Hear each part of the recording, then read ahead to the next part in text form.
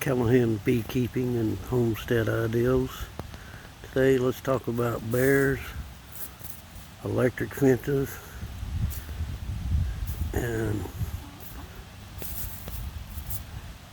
how to keep the other little critters out, and maybe a few other deterrents.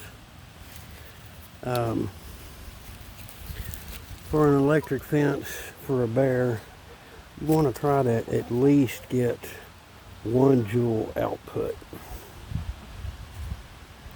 So most of them you can look on in their description of what it is, and it should tell you on what they do as far as output is. Like some of them, there's one that it's a solar one. It does pretty good, Paramax, and on low it has like 1.2, on high it's like 2.5 joules, so it's a good brand. There's different styles of electric fences. Like I said, you've got solar, then you've got your battery operated, you've got your 110 electric where you plug them in. You've got your different types of fences, like your wire. You've got your net style. You've got your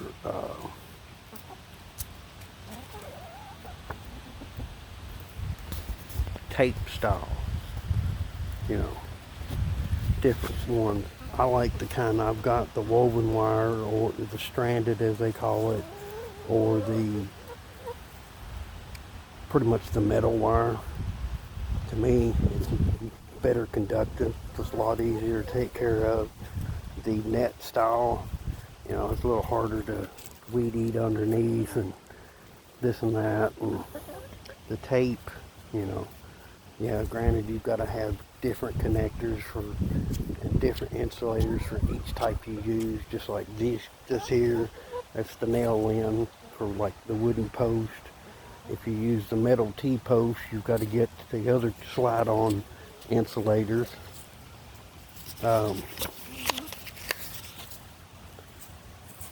You want to keep your fence on 24/7, 365. People think that bears hibernate, in the wintertime. Technically, they don't. Yeah, they go into a nap, but they don't, they could wake up and come out, hey, I'm hungry, let's go find a snack somewhere. And your bees are toast. So, and skunks, possums, whatever that may want to come after them. It's best to do your inspections, or let's say test your fence every time you're doing an inspection. That way you know it's working. Or if you're out like me, I've got chickens. So when I go come out and get eggs, I test my fence. You can either use a voltmeter, like this one, or you can go to a hardware store and you can buy a 12 volt car tester. Stick it in the ground. Buy you a fluorescent bulb. Clip it to the end of it. I don't know if you can tell the difference, but no, you really can't. It's not dark enough, dark enough. I can feel it, but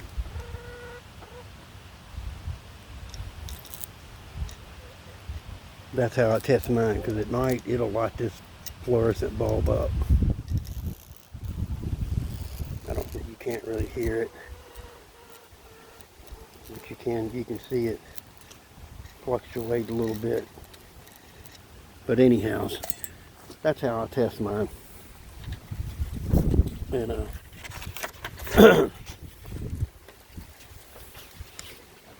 that's one of the easiest ways.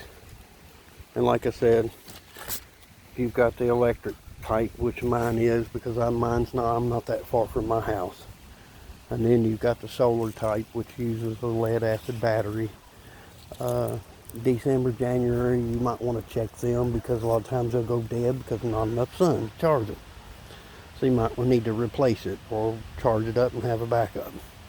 Then you've got the other type that may use D-cell batteries. And you have to change them once a week probably, maybe sooner on them. When your fence, grounding it. Copper rods, they're going to deteriorate over time quicker. Galvanized rods are best. Rebarb, some people say use rebarb. Well, mine's rebarb, mine's galvanized rebarb. I've got 3 pieces. I've got one somewhere under this pallet here. I've got another one over here, and I've got one here. Because I've got a sandy soil, so, it doesn't really stay wet enough. They're 6 to 8 foot, drove down as far as I could drive them. So, I'm good there on the ground part of it. Then, let's talk about what the electric fence does to your bees. Is there any issues? Well, electric fence puts off EMF, which is electrical magnetic field, and they put off EF, which is electric fields. It seems to bother the bees' brood production and how it makes them feel. Kind of pisses them off, really. So what you need to do, you want to keep your beehives 6 foot away from your fence. Okay, and as you can probably see, mine are 6 foot away.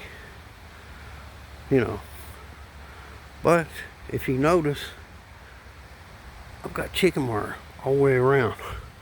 Well, what I did, I intended on putting my chickens over here with the bees. They did all right. They didn't bother the bees, but I have the foam insulation.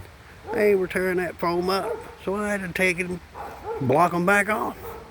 Otherwise, they would still be in here with the bees. Well, if you don't know what, a Faraday cage is, it's a cage that you build around something to block the electrical field that certain devices put off. Well, inadvertently, that's kind of what I've done by putting this chicken wire up.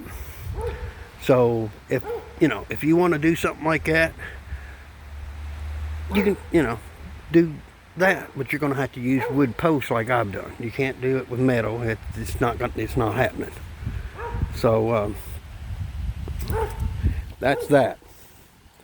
Now, as far as other things, I've got this little deal here, and it's solar powered.